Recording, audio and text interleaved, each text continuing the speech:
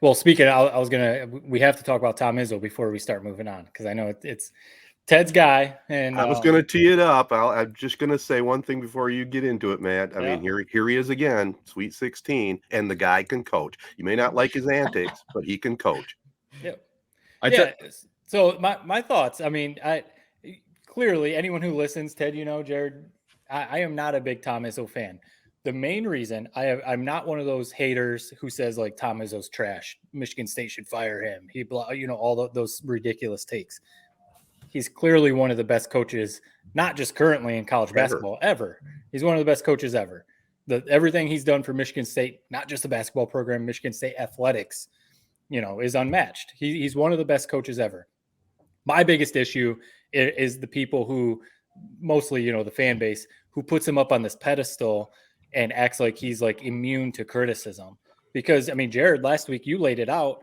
There has been a lot of recent, I don't want to use the word like failures, but recent failures in the NCAA tournament by Michigan State. And so my biggest issue is the people who still act like he was like, John Wooden, and he was like better than John Wooden, and, all those kind of things, when it was like, no, criticism is fair because his program had been starting to get a little stale, maybe, and maybe the recruiting, he needed to maybe adjust his style of play, stuff like that. And it was never a question of if he can coach. That would be stupid to question if he can coach. It's clear he can coach.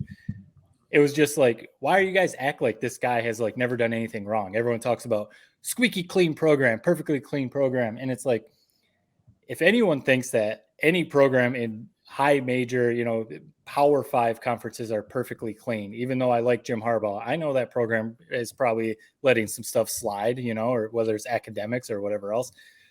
So it's stuff like that. Like Tom Izzo, we know there's been off the court stuff that has probably been covered up, and we don't need to get into all that. He's lost a lot in the NCAA tournament.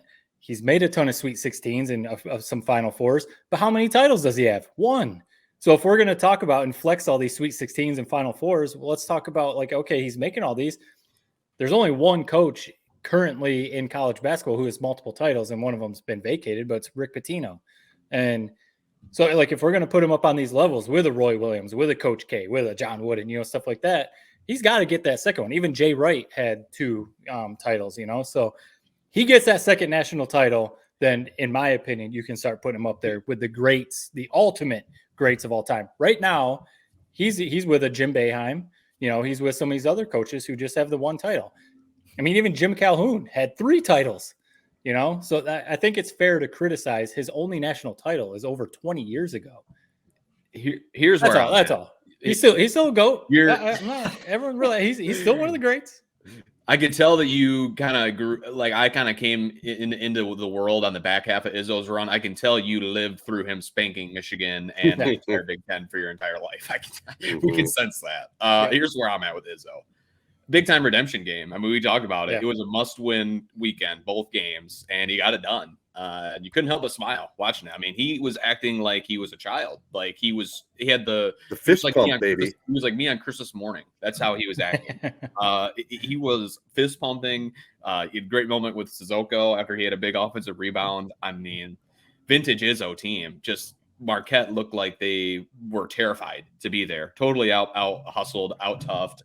Everything that Izzo preaches, and because of his hard coaching, what brings out some of the best in his guys. I mean, what a fun game it was. Yeah. If you're a Marquette fan, I would be hiding under a rock until next March. What the hell was that? They had a stretch where they had 7 of 8 turnovers in that second half. I mean, their best player, Big East Player of the Year, Big East Tournament Player of the Year, Tyler Kolek, was unplayable. Literally reminded me of like Foster Loyer out there, where it just looked like the game was moving like twice as fast as he was. And he was just totally out of his mind. Did not belong on the court is what it looked like. But as for Izzo, here's where I'm at with his kind of career when you look back on it. He's made Michigan State into almost a blue blood program, which I think we all agree. I think once Izzo is gone, I think Michigan State is going right back to, middle tier Big Ten team. Michigan probably takes over them in basketball. I mean, who knows when he retires? Probably another 10 years. But I just think what he's done at Michigan State. I mean, all the Sweet 16s, the Final Fours, obviously, it's incredible. I mean, let's see, 68 years old. He's reached his 15th Sweet 16, and he's won 16 March Madness games as a lower seed. I mean, he is Mr. March. You can't argue it. Yes, he's had a little bit of a downturn. All these big time coaches have that at one point in their career. It seems like, unless you're a Roy Williams, unless you're a Bill Self. I mean, Bill Self just got bounced this weekend. But I mean, look at John Calipari. I mean, he's in a worse slump than Izzo is. Yeah. So no, I love Izzo. I've always said that. I don't like some of his teams. I used to hate him a lot, but I never have hated him. And I just would say appreciate him while he's here. His hard coaching style. I mean, it's a thing that's dying off. It's like how Ted was coached when he was a kid. Right. And really not many guys like him left. So I'm here to appreciate it while he's still rolling. Well said, Jared. And, I can't agree more with your breakdown there. And the thing I want to argue back. Of course, he agrees with Jared, not mine. Well, I'll disagree with you on this, Matt. Yeah, Izzo won one title. That's the last Big Ten title, by the way. Yeah. So what's that tell you? And 15 Sweet 16s out of 25 years. That's pretty consistent. And what that tells me is Izzo knows how to prepare this team for an end of the year run. You can throw out the stats about the 8 and the 9 years and blah, blah, blah. But you watch that game against Marquette and Jared, you're saying that Marquette blew it. They did a little bit. But if you watch that game closely, Michigan State took it to them totally. Played great basketball, great team ball. They're ready.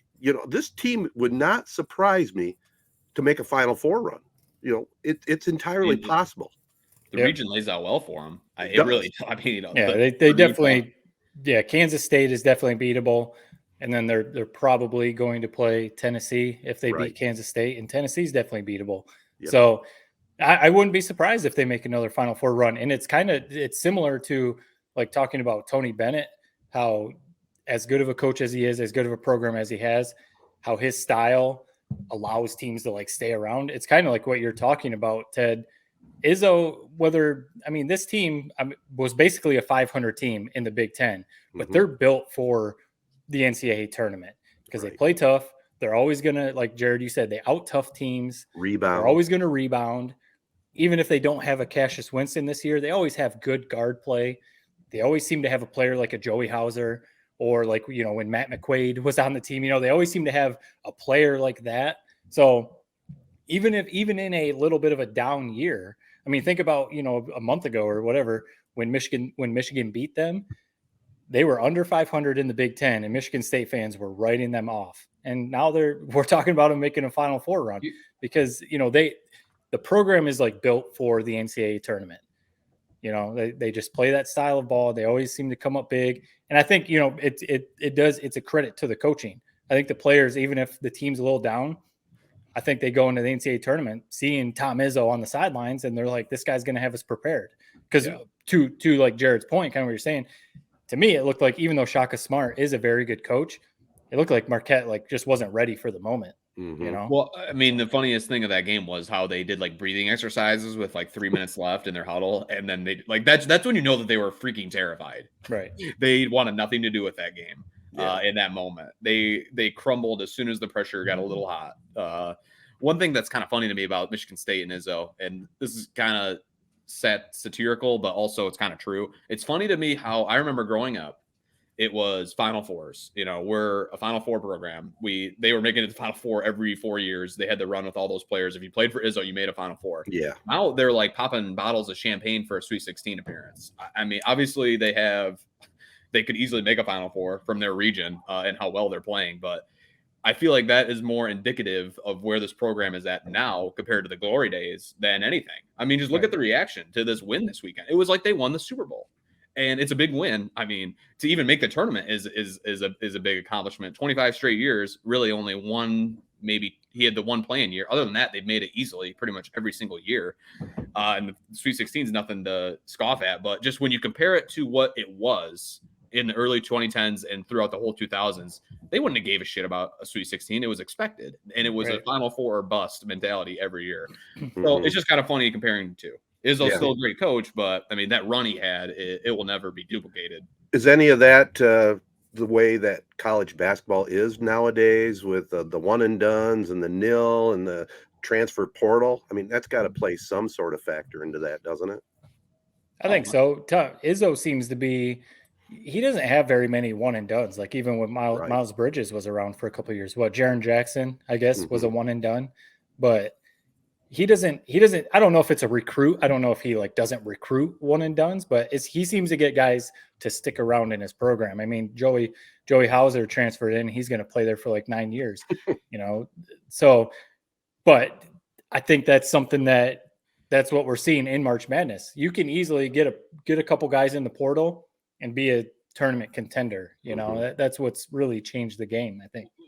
Well, I think it hurts Izzo more than other coaches. I mean, it definitely has hurt Calipari. I mean, we've seen once everyone caught on to the whole one and done thing, the whole thing that kept him rolling is everybody does it now. Once Duke started doing it, he kind of lost his fastball.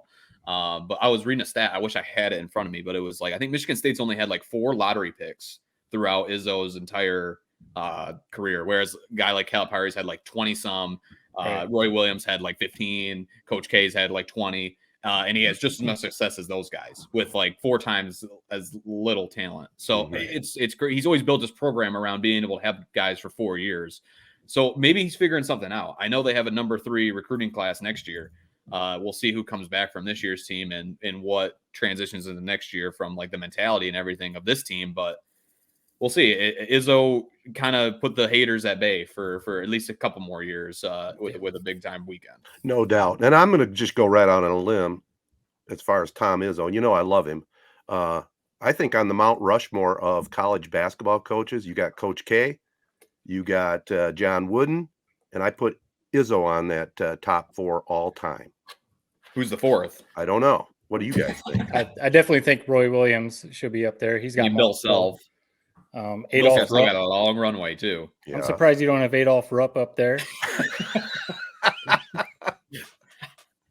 Yeah, Rupp. Who else is Naismith? I'm surprised Naismith didn't crack your list. Yeah, but legitimately, could you see Izzo on that top 4?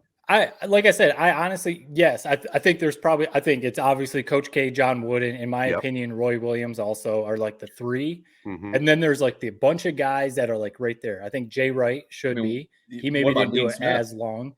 Dean Smith, yeah. Yeah, Jim Boeheim should be, even though I think he's a little overrated. But, he was very good for a long time. Oh, yeah. So Boeheim should be up there. Bill Self is starting to get up there. Jim Calhoun has 3 national titles, So I think if Izzo gets that second title, you got to put him up there. I think it's a fair criticism to say he's got all these Sweet 16s, all these Final Fours, but he's only got the 1 title. Right. I think that's a fair criticism because Coach K, he not only won 5 national titles, he also, I think he lost in 4. He was in the national title games 9 times. Yeah, that's impressive. well, that's why he's a lock. He's a lock. Right. Well, I don't think Izzo. No, I don't. I mean, no. You're picking with your heart, Ted. He's not a top 4 all time. Top 10, 100%. Top 8, probably. But I mean, Dean Smith, Roy Williams, Dean Smith, right? John Wooden. Even Larry Brown, maybe you could put up there. Yeah, I'm going with Izzo. I can pick whoever I want. You can. Well, then it's not. I mean, are you going off of facts or are you going off of just who you like? I'm going on eyesight and what I've watched for 27, 28 years. That's what I'm going by. Maybe it's with my heart a little bit. I have to admit that. But his numbers are right there other than the national championships. And he does at least have 1 under his belt. And he has the last one in the Big Ten. So what's he supposed to do? Win another one. Bob Knight? Would you put Bob Knight up there? Yeah, I mean, Ted, he's nowhere near, man. He's an all-time coach, legendary coach. To even be in the discussion with these guys is a hell of an accomplishment.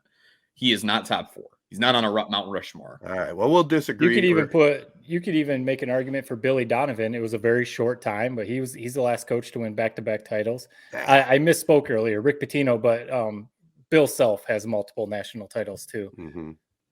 So he, like I said, he's inching his way up there.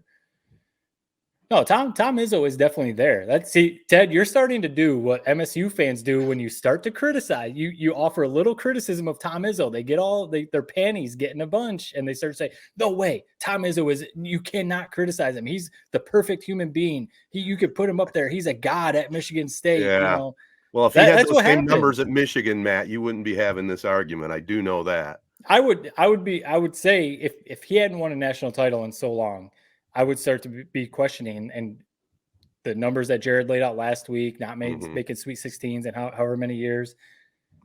I wouldn't be like fire him, like some people are saying. No, that's ridiculous. Like I said, I mean, you can't fire a Tom Izzo, right? But like I said, I just think the criticism is fair. Okay, and that's fair. I mean, like that's we talked about that's why it was such a big weekend. It was a big time validation weekend that showed that he's still got it, that he can still do this. He just maybe hasn't had the talent that he's had in the past, or he's had bad luck, or he's had like the year canceled with COVID when you know how good that team was. Right. So it was just a good weekend if you're a State fan. And if you're a fan of Michigan basketball in general, I mean, I don't want Izzo to retire. I want him to stick around, man. I like beating him. It was really a great weekend. And I truly believe what I've been saying about Izzo. And it's a good thing one of the three of us, at least, has Michigan State in the heart a little bit, or we wouldn't have any Michigan State listeners if we all three piled on.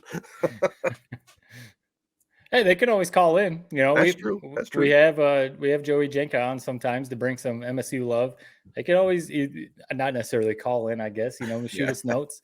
Give us some feedback and stuff because it's all good. It's all good. But what is bad is this season for Michigan basketball. We got to slip into that a little bit.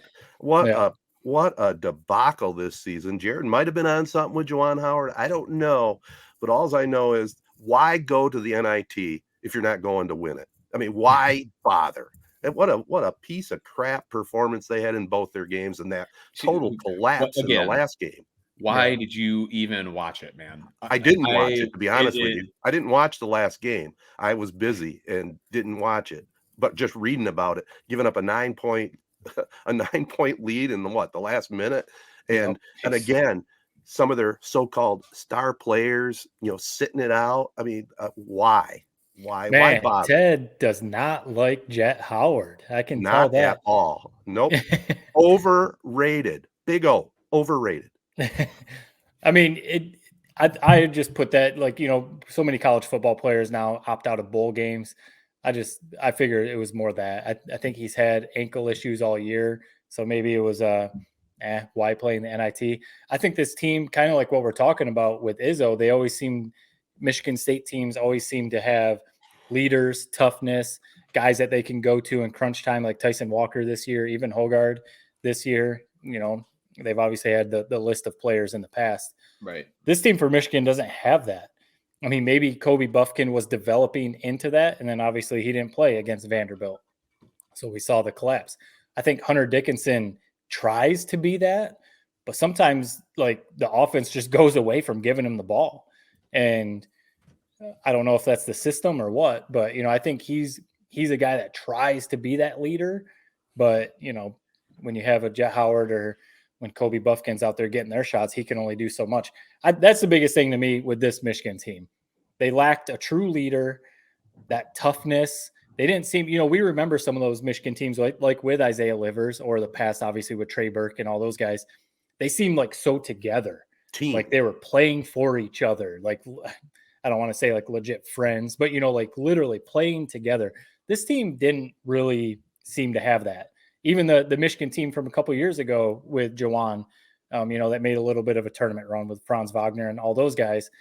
They seem to really be playing together. This team, I don't know. I mean, they had some fun, I think. They like seeing Hunter Dickinson throw some dunks down or whatever. But otherwise, it just seemed like a bunch of guys out there playing ball. Yeah. And we see the results, Whereas this Michigan State team, you could maybe make an argument that Michigan's team this year, talent-wise, was more talented than the Michigan State team. And look what's happening. Michigan State's maybe about to make a run to the Final Four, and Michigan couldn't even get out of the second round of the NIT. So, I'm not going as far yet as saying it's 100% a coaching thing, but, clearly Izzo has his program established. And Juwan in Michigan, he's still working on getting his program established. We'll see. I think next year is a big year for Michigan. Yeah. A big year as far as like they need to do something. Yeah, I've already made my thoughts known on this team. I can't believe. I hope that my brain forgets those like 3 or 4 games I watched of them this year, because my God, it'd probably be scorned into my memory forever. It was so bad. Nothing about this team was fun. Nothing about this team was rootable. They didn't play together. They were lazy. We saw that in the Maryland game or Rutgers game. Missed free throw. Jet Howard throws his hands up like he can't believe what the hell just happened. Guy gets the rebound, lays it right back up and in. I mean, that's a season in. And if that's the only clip you saw of this year, you know everything you need to know about this team, about how they're coached, and about their culture. So just put that one on repeat, and you know everything you need to know about what this season was. I think that word right there, sorry, Ted, I think that word right there is a big thing, culture. I mean, you can take shots at Michigan State or Izzo because of his hard coaching style, and I know I have in the past, but the culture is established with Michigan State. You're not, if you're going to half-ass play, you're not going to play for Michigan State. Ted, you're not a Jet Howard fan? Jet Howard would not be playing for Tom Izzo. No, that would have been an all-time Izzo blow-up if he saw that play. Right. Yeah. I've never seen something like that at Michigan State ever. I know. What the hell was that? And it was like nothing happened. Just, all right, let's go on offense. Right. You're not coming out of the game, Jet. It was, I don't know. I really worry about Juwan. Well, I think that's where Juwan has to learn. I don't know if that's the right word, but we talked about, is he coaching his son differently? You know, maybe a little bit, but you know, he was getting some of these kind of blue chip, maybe some blue chip recruits in. So maybe he's got to learn, like you can't coach these guys differently or something like that, you know, which Tom Izzo, he doesn't care if you're Matt McQuaid or, you know, if you're Jaren Jackson Jr. He benched Jaren Jackson in the tournament. Now, obviously he's caught a lot of criticism for that whole playing Ben Carter over Jaren Jackson. Jaren Jackson's he's an NBA All-Star, and Tom Izzo didn't care. He's going to play Ben Carter because he thought Ben Carter was better for that game. Obviously didn't work out, right. But so maybe that's what what I'm trying to say. Maybe that's what Juwan has to figure out, you know, however you want to say it. Even if you have Jet Howard and he's maybe going to be an NBA draft pick, if he's not going to box out on a free throw, sorry, man, you can't play. Yeah. You know, the other thing that's a little underrated, maybe not underrated, but I want to point out that Coach Izzo compared to Howard or any of these others, Izzo, you know, late in the game, he's not going to choke under pressure. He's going to call a timeout when he needs to. And coming out of that timeout, they're going to have diagrammed a successful play. Whether it is successful or not, at least the play that he draws up is big time. And when you saw Michigan try to close out games, it was painful. It was painful to watch what they came up with. I mean, that's got to change. I really wonder if it's, you know, Juwan caught a lot of criticism for the plays he was drawing up. I'd be curious to know, like, I wish we could like get the answer, you know, are the players running the plays that are being drawn up, or did you have guys just freelancing? You know, like I said, like, I think Michigan State is just so well established. They have a Cassius Winston. They have Tyson Howard this year, Hogard. They run the system. I wonder if Michigan just doesn't have that. Did they not have a leader running the plays correctly, you know, or is it Juwan not drawing up good plays? Like I'd be curious, you know. I'm trying to stay. I'm still a fan of Juwan. I still think he's a good coach. So I'm trying to keep it positive here, but you know, that's what I mean. I think next year's big, depending on who comes back.